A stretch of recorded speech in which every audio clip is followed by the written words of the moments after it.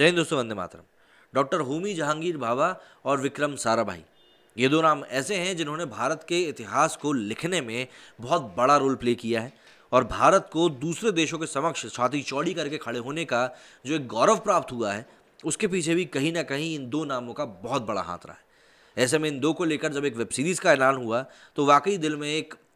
Curiosity सी आ गई थी कि आखिर किस तरीके से इसको दिखाया जाने वाला है, क्योंकि अगर इस कहानी के साथ न्याय ना होता तो कहीं ना कहीं एक बहुत बड़ा वॉइड छोड़ के चला जाता और कहीं ना कहीं निर्माता निर्देशक के ऊपर एक गहरा सवाल भी लग जाता।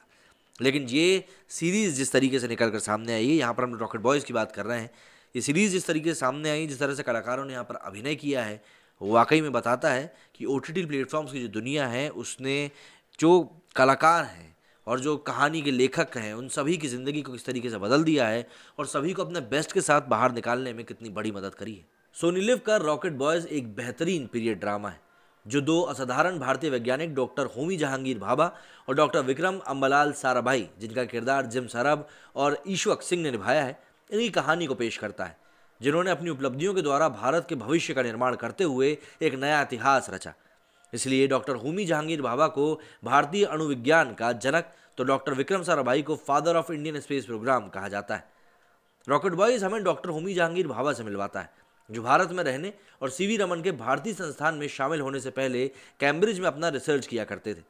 मुंबई में भाभा परमाणु अनुसंधान केंद्र मतलब बार्क की स्थापना और नेतृत्व करने से पहले Tata institute of fundamental research में उन्होंने बतौर फिजिक्स के प्रोफेसर काम किया।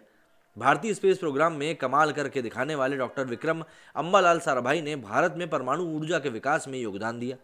ये पूरा सफ़र किस तरह से आगे बढ़ा, ये देखने के लिए आपको रॉकेट बॉयज़ देखनी होगी। बात करें रिव्यू की तो निखिल अडवाणी, रॉय कपूर फिल्म्स और MA एंटरटेनमेंट द्वारा प्रोड्यूस की गई देश को डॉक्टर युवा और जुनूनी वैज्ञानिकों की जीवनी पर आधारित वेब सीरीज शुरुआत से ही दर्शकों को अपनी तरफ आकर्षित करती है। जिस तरह से उस जमाने के अतीत में हुए क्रांतिकारी पलायन को स्क्रीन पर सक्सेसफुली पेश किया गया है, वो देखने वालों को काफ़ी रोमांचित कर देगा और गूज़बम्स आना तो स्वाभाविक है, क्योंकि वेब सीरीज़ में उस समय मतलब कि स्वतंत्रता के पूर्व युग में लेकर जाती है जब ये देश आगे बढ़ने के लिए संघर्ष कर रहा था और कई ऐसी ताकतें थी जो इनको रोकने में लगी हुई थी। इस संघर्ष के साथ साथ जैसे ये कहानी आगे बढ़ती है तब हम नए देश को आगे बढ़ते हुए देखते हैं और इसको लेकर जो प्रयास किए गए थे उनकी प्रेरणादायक कहानी को भी देख कर दंग रह जाते हैं।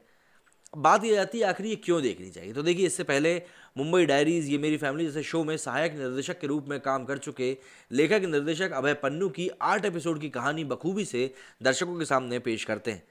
इस सीरीज़ का एक एक एपिसोड करीब करीब 1 घंटे का है, लेकिन जिसे अपने इतिहास को स्क्रीन पर देखने में दिलचस्पी है उन्हें ये पीरियड सीरीज़ बिल्कुल भी बोर नहीं लगेगी और इंटरेस्ट जैसे जैसे एपिसोड बढ़ता जाएगा वैसे वैसे ही बढ़ता जाएगा। जिम सरब, जिनको कि हम लोगों ने पद्मावत में भी देखा था रणवीर सिंह के साथ, वो तब से ही लोगों की नज़रों में बने हुए हैं कि भाई आखिर ये जो रोल चूज़ कर रहे हैं वो रोल वाकई में काफ़ी हटके हैं और ऐसे हैं जो कहीं ना कहीं आपके दिमाग पर छाप ज़रूर छोड़ के जाएंगे।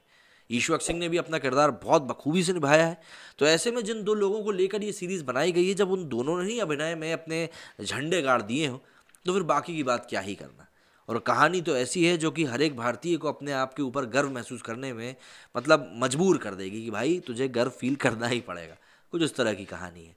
तो इसको आप ज़रूर देखें। और वैसे भी सोनी लिव मतलब बार बार कुछ ऐसी कहानियाँ लेकर आ रहा है जो आपके अंदर एक इंटरेस्ट, एक कौतूहल को जगाने में हेल्प करेंगे। मेरे इस वीडियो में फिलहाल इतना ही। जय हिंद, जय भारत।